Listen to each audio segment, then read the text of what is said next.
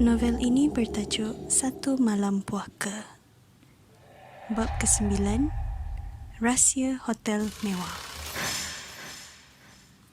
Pintu bilik Kais terbuka luas, tetapi dia hanya tercegat di luar. Selepas alami situasi menyeramkan tadi, Kais buat keputusan tidak masuk ke bilik itu lagi, terutama ketika bersendirian. Walaupun pakaian dan beg galas masih di dalam, namun dia tidak peduli. Sebelum mendaftar keluar nanti, dia akan suruh Encik Emir atau Mira yang ambilkan. Keadaan bilik kelihatan seperti biasa. Tiada bunyi air singki, tiada kipas siling berpusing sendiri, tiada kesan darah di atas lantai. Dan yang paling penting, tiada sesiapa di dalam, termasuk papanya. Kais sedar mamanya dalam bahaya. Dia tidak tahu apa yang Puan Delia atau entiti yang menyamar sebagai Su hendak lakukan pada mamanya. Apabila teringat balik keadaan di mana mulut mamanya terkumat kamit, seolah-olah minta tolong, tetapi tiada suara yang keluar kerana lehernya dikelar, hati Kais semakin resah. Kini papa sahaja harapan Kais untuk selamatkan mamanya. Malangnya, Encik Emir tiada di situ. Tadi Puan Delia kata Papa cari aku. Dia menipu ke? Kalau ikutkan hati, mau saja Kais meraung di situ sambil menjerit minta tolong. Tetapi bila difikirkan lagi, apa gunanya? Dia tidak tahu siapa yang patut dipercayai. Mira cakap Puan Delia boleh selamatkan dia daripada dihantui jururawat berantai besi. Tetapi kini, wanita itu mungkin telah membunuh mamanya. Masih boleh dipercayai ke? Mira! Mira! Tiba-tiba Kais teringat gadis itu. Kalau papanya tiada, Mira lah harapan terakhir Kais untuk selamatkan mama. Dia perlu cari Mira secepat mungkin.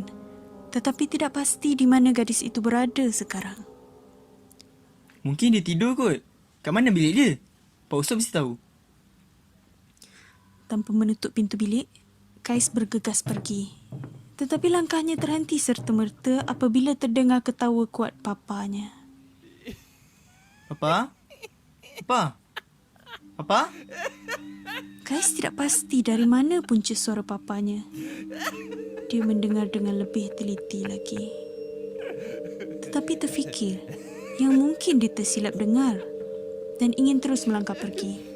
Suara Encik Emir kedengaran lagi, tetapi bukan ketawa.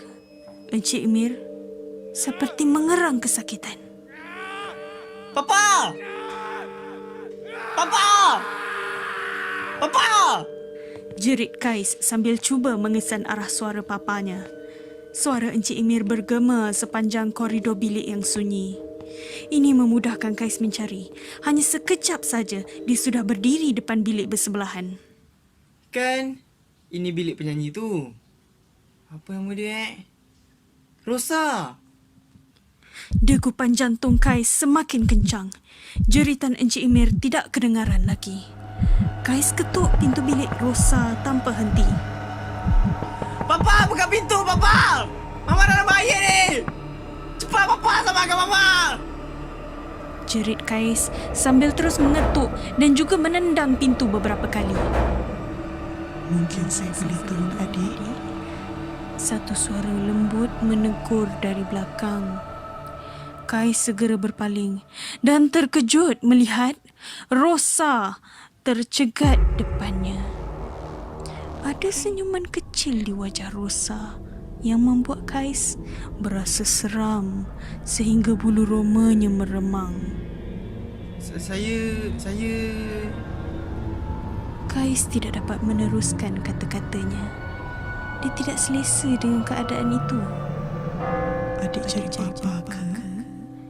Tanya Rosa sambil mara ke depan pintu bilik. Kais terpaksa mengelak ke tepi. Papa saya dekat dalam ni ke? Rosa buka pintu tidak berkunci itu sebelum berundur ke tepi untuk membiarkan Kais masuk. Pergilah cari dia.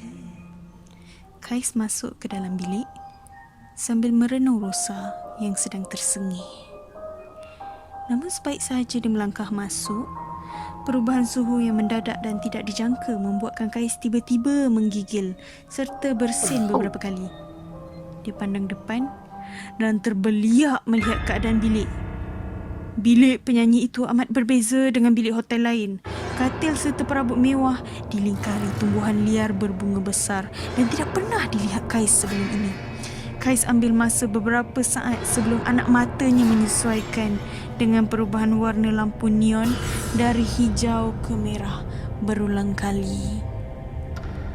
Namun apa yang paling memeranjatkan Kais ialah saat dia terpandang papanya tergantung bawah kipas siling tidak berpusing di tengah-tengah bilik. Mata Encik Emir terbeliak dan lidahnya terjelir. Air liur juga mengalir dari hujung bibir manakala mukanya ungu kemerahan. Walaupun ada kalanya tubuh itu meronta longlai, tetapi dari bentuk leher di sebalik tali yang melilit, Kais tahu leher papanya telah terkulai dan jasad itu tidak bernyawa lagi. Rontakan itu cuma tindakan refleksi badannya. Papa! Air mata Kais mula bergenang.